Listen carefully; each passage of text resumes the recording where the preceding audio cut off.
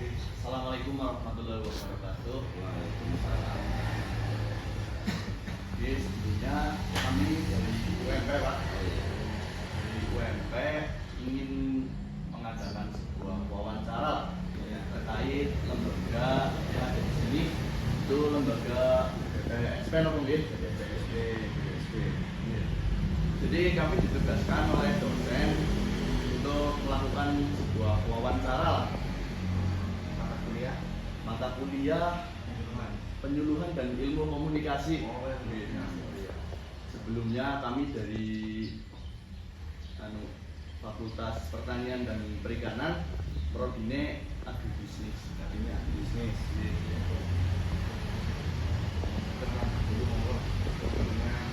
Oke, saking kula sendiri perkenalkan, nama saya Bung Supriyadi.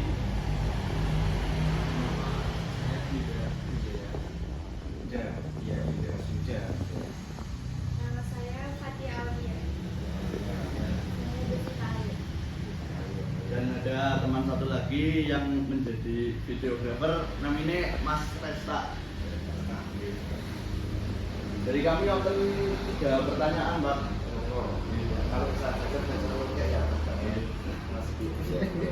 Langsung mawon apa nih, Pak?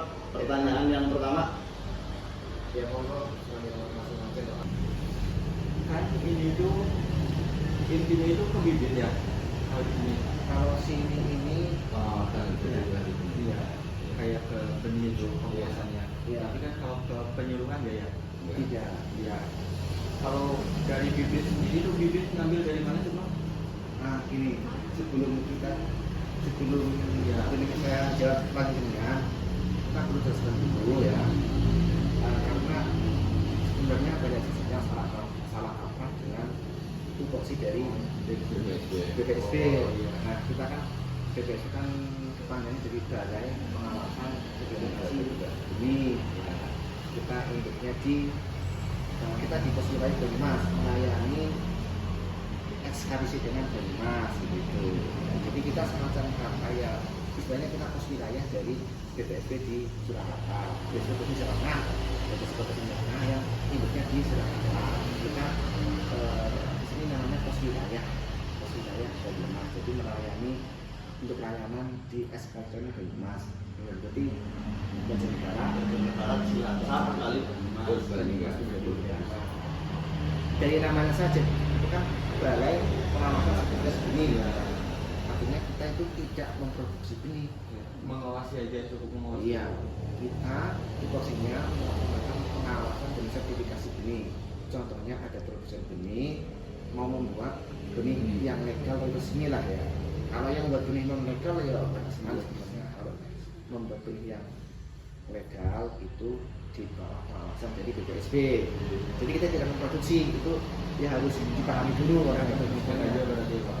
dia mendampingi dan mengawasi. Jadi kalau misalkan jenengan atau ada yang membuat benih, kita awasi dari sebelum membuat benih sampai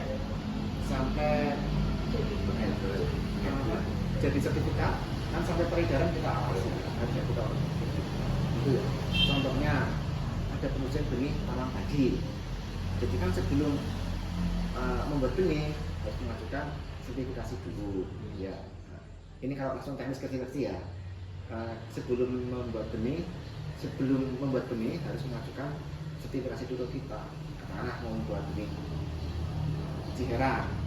Jadi sebelum membuat benih Ciherang harus laporan dulu kita dari pendahuluan, berarti sebelum pratanam sampai nanti setelah pratanam fase vegetatif 1 bulan, fase generatif umur 2 bulan, menjelang panen kita periksa lagi sampai pengujian sampel sampai jadi label kita awasi terus itu bersihnya gitu.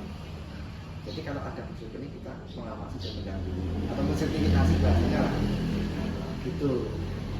Jadi bukan produksi benih Bukan memproduksi, bukan kalau memproduksi. dengan cari yang produksi benih kantor sebelah Kantor itu sebelah. kebun benih itu.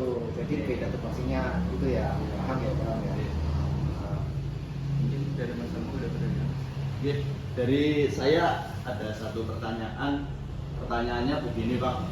Jadi apa sih yang melatar belakangi jadi benih tersebut harus memiliki sebuah sertifikasi kayak gitu Pak. Pertama, benih harus destinasi. Jadi kata itu Pertama, untuk jaminan mutu. jaminan mutu. Ya, Ya. itu. Yang kedua untuk jaminan legalitas. Kalau jaminan mutu itu pemanfaatannya lebih ke arah konsumen. Ya. Nah, kalau jaminan legalitas, pemanfaatnya lebih ke arah ke pihak Produsen ya. ya. Selain menuli nama harus gitu. Jadi itu karena tapi kan orang kan kadang ya, dengan membuat benih tidak legal, tidak ada sertifikasi ya. Iya. Itu kan tidak jelas asal usulnya dari mana. Yang harus sertifikasi benih itu harus jelas asal usulnya dari mana. Misalkan dengan berbenih tidak legal diterima petani apa ya, mutunya tidak bagus. Terus ada yang katakanlah ada yang memprotes, ada yang melaporkan dengan wah ini palsu, Iya. ini nggak legal, ya nanti kena. Nah, itu kan dari jaminan legalitas, gitu. Berarti dapat disimpulkan terkait sertifikasi benih mungkin bagi petani untuk menambah sebuah rasa kepercayaan kata ini Pak. Ya artinya benih yang kita keluarkan yang sudah sertifikasi itu kan memberi jaminan ketenangan kepada petani untuk bahwa ini sudah sesuai dengan standar mutu ini gitu. Karena itu kan ada daya tambah, terus ada air, terus apa ya, daya tambah, kadar air, kemudian benih, terus kemudian benih ya. Jadi kalau ada petani membeli benih tidak resmi atau legal ya banyak lah ya.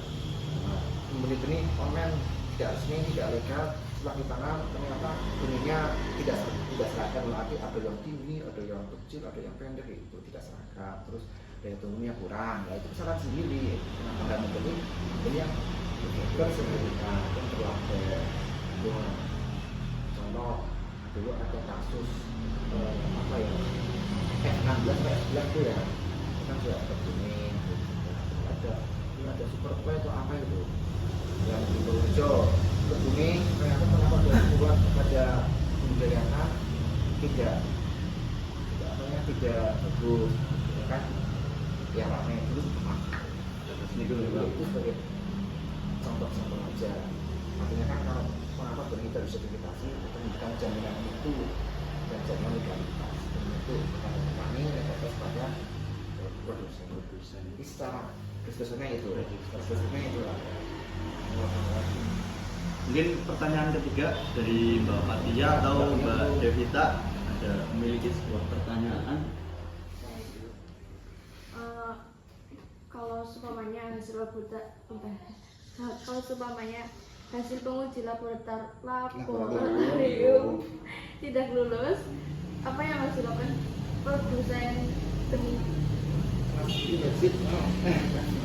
Kalau tidak lulus berarti tidak boleh diedarkan Pak, karena tidak sesuai standar mutu. Jadi kalau tidak lulus lab atau tidak lulus di lapangan pun itu nanti bahannya benihnya itu tidak boleh diedarkan. Nambahi. Sebagai sampel apa ya, benih padi sebelum dipanen itu kan sudah benar dari awal pada saat di lapangan sebelum pratanam, pas tanam, terus pada masa pertumbuhan itu kan bisa lagi terus. Jadi ada pemisahan, ada pratanam sampai tanam sampai panen itu ada 4 kali ya. Pratanam berarti kan katakanlah kita cek labelnya, sumbernya ada apa enggak, kalau enggak ada nggak lulus. Itu sebagai contoh. Setelah ditanam kita bisa lagi pada masa PPKM. Masa PPKM kan lulus sekitar 1 bulan. 3 hari lah. Katakanlah ternyata penggunaannya itu tidak murni karena banyak campuran varietas lain yang tidak mungkin lah, atau mungkin serangan hama nggak lulus. Jadi lanjut potong sampai situ. Misalkan lulus terus masuk pelatanan atau pendahuluan ya, kita pendahuluan terus masuk ke PKP berbunga menjelang panen lurus sampai katakanlah sampai dipanen. Iya. Nah, nanti kan sampai dipanen, nanti kan kita ambil sampel ini, sampel ini, dilihat. Kalau nggak lurus, dilihat, ya sudah. Jadi nggak harus jadi benih, jadi nggak boleh diedarkan Iya. sebagai benih. Iya. Kalau untuk konsumsi boleh. gitu. Kayak gitu ya, itu yang di sini seperti itu. Jadi kalau di laboratorium tidak lulus ya sudah, berhenti sampai ke situ. Ya paham ya?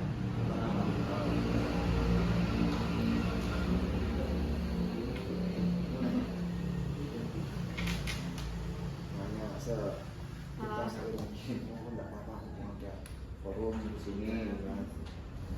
Aku sama kamu. Mungkin ini pertanyaan tambahan bagi saya lah ya Pak. Yang 3 tadi udah, kalau 3 itu sudah. Sudah. Ini mungkin keinginan pribadi untuk bertanya. Oh ya monggo. Jadi semisal kita mau membuat sebuah benih kayak gitu untuk mensertifikasi di lembaga ini, itu ada biayanya nggak sih Pak? Ada. Iya. Ada, tapi Tiap unit sertifikasi ya Mas. iya saya nggak apa. Kalau ini padi itu kalau itu kan tergantung anggarannya. Kalau PPN 5.000 per hektar, kalau PPD 15.000 per hektar. Nanti kalau tanaman hortikultura ataupun perkebunan itunya per batang. Per batang ada yang Rp25, ada yang 15. Tapi sebelum memproduksi benih harus mendaftar dulu sebagai produsen ya Mas. Ya. Jadi sebelum mengajukan sertifikasi harus mengajukan diri atau daftar sebagai produsen benih resmi. Itu kalau belum menjadi produsen benih resmi ya enggak, kita nggak melayani Melayani sertifikasi. Jadi Itu, ya, Pak. iya awalnya itu. Jadi paling awal kalau memang mau jadi sebagai produsen benih resmi kita bisa dapat.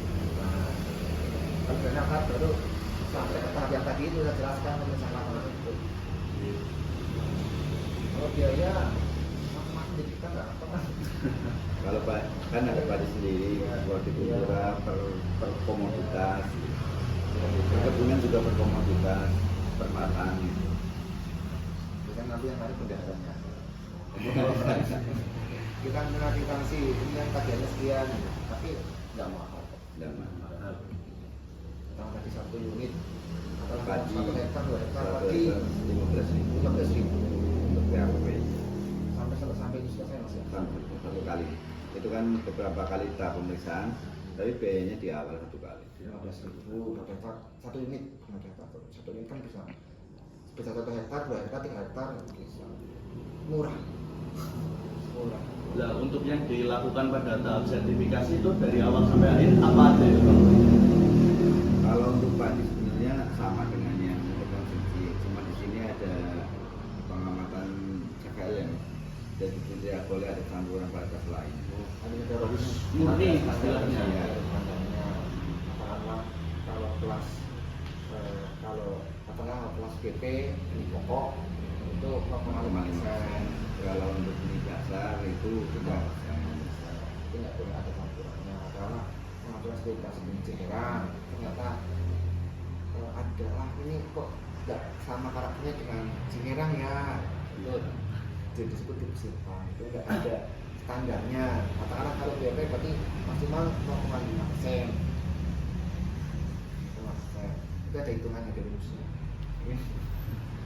Jadi yang paling awal dilakukan ya pengamatan fisik nih Pak. Mungkin ada benih yang mungkin beda sendiri atau bentuknya tidak sama, kita akan seleksi. Nah, nanti di pertanaman kan kalau fisik tuh tanamannya itu beda dengan yang lain itu kan diduga bukan varietas tersebut. Nah, kita nggak bisa menyebut itu apa ya Varietas diduga apa itu? tidak sama, tapi bisa tipe simpan itu yang menyimpang loh. Itu harus di logging baru diseleksi. Jadi sebelum kita periksa harus diseleksi dulu. Tuh. Jadi mungkin terima kasih atas ketersediaan Pak Marus dan Pak Yuda Yudi yang sudah bersedia menjawab beberapa pertanyaan dari kami. kami mengucapkan banyak-banyak terima kasih. Kami juga mengucapkan bila mana ada kesalahan tutur kata maupun perbuatan kami yang kurang berkenan, kami memohon maaf yang sebesar-besarnya.